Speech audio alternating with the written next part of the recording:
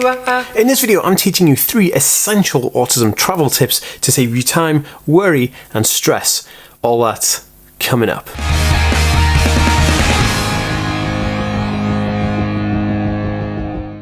Hey guys, welcome back to the Aspie world. My name is Dan.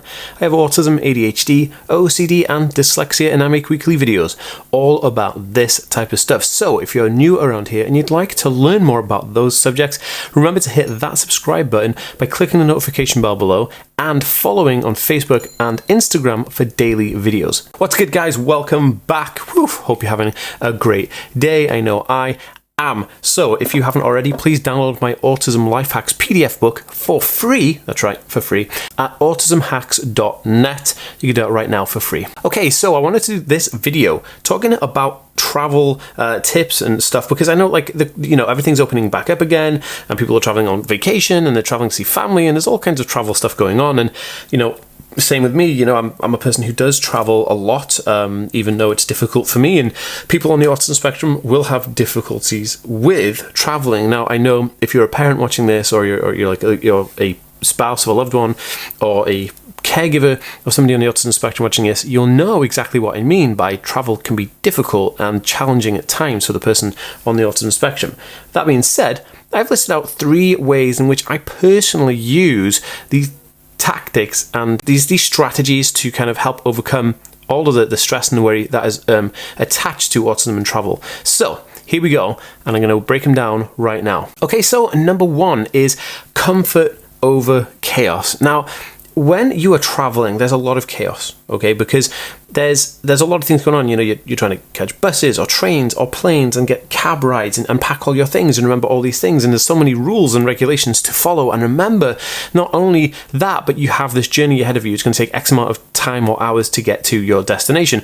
Now, that is chaotic. What you don't need is added chaos and stress from the clothes you're wearing. You don't want to get hot, you don't want to get sweaty, you don't want to be restricted, tight, wearing a suit, you don't want all that stuff. So this is what I would advise, that you make your environment as comfy as possible, which means I wear like pajamas on planes or in taxi cabs or on trains. I make sure that my environment is as relaxed as I can be. I kind of put my stuff everywhere. I kind of try to relax as much as possible so that part of the stress of sitting down on a plane or a train or whatever is taken care of, and the fact that it's as comfy as you can get it. Kick my shoes off, just chill out.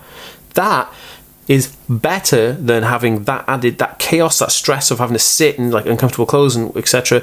That also is a triggering factor that could contribute towards your travel anxiety or travel worry. But by doing this, you are actually relinquishing a lot of those issues, because you're allowing yourself a little bit of freedom and a little bit of comfort, so that you can just then say, okay, I've got comfort over here and I'll deal with the chaos as it happens. This is super cool.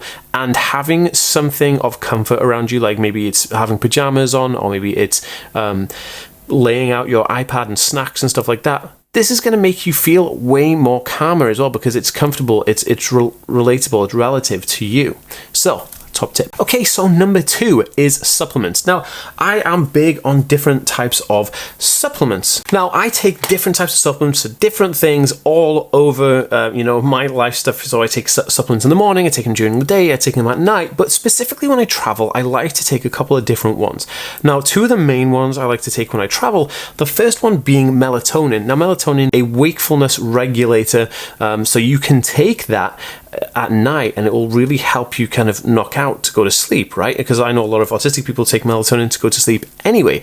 I used to, but I've got different medication now for just sleeping at night. Now, melatonin, I use it for when you are landing somewhere, when you come off a plane, so that I stay awake the whole time I've come off the plane until it's nighttime in the local time that I arrive at. Then I take melatonin, then I go to sleep, I get really refreshed, and then I wake up feeling just super relaxed, had a good night's sleep, and feeling like I can just take on the day. So the stress of being jet lagged on top of everything else that travel brings with you is something you kind of want to try and avoid, and that works really well. Now, the second thing I take is Brillia. Now, Brillia is a homeopathic remedy that is basically super free of anything kind of nasty. It works for anxiety, stress, irritability, impulsiveness, restlessness. It kind of does all the things. It ticks all the boxes for me, having ADHD and autism kind of, traveling and do that stuff. I take this stuff daily anyway, but what I'm trying to say is that when I'm traveling, I couldn't go without this. Now, these are happily and kindly sponsoring today's video, so thank you, Brillia, for allowing me the chance to talk about you in this video. Now, Brillia is this small kind of little tablet that you just pop under your tongue and let it dissolve. You can take it 3 to 4 times a day, and it actually is better once you've had it for about a month or so. If you've been taking this for a month or at least 2 to 3 weeks, it'll have a greater impact. Now, there is no prescription needed for this. You can get this basically anywhere. It's for adults and children. There's a different one for adults and children. I will leave a link down below where you can actually get 15% off if you want to try it. I know not everybody is into homeopathic remedies, but I am, because I'm a bit of a hippie that way.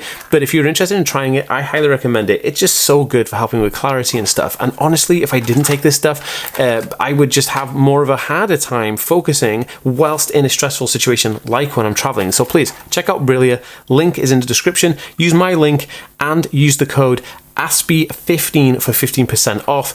You will not regret it. Super awesome. Okay, let's go on to tip number 3. So tip number 3 is something that you will hear time and time again, but people forget to do it, but it's such an obvious one. This is planning ahead. Now, planning ahead doesn't just mean like saying, oh, I'm going to go here, going to go there, and then I'm going to go to the hotel.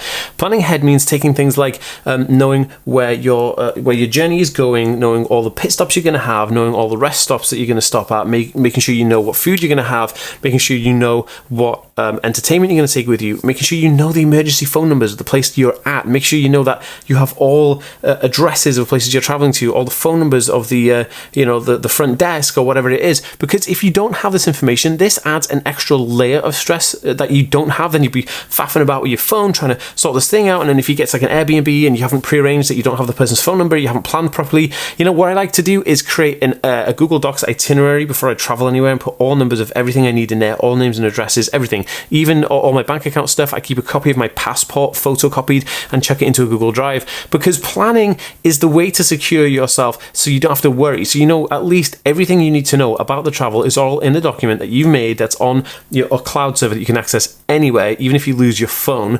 Super, super helpful. This, to me, is one of the biggest lifesavers.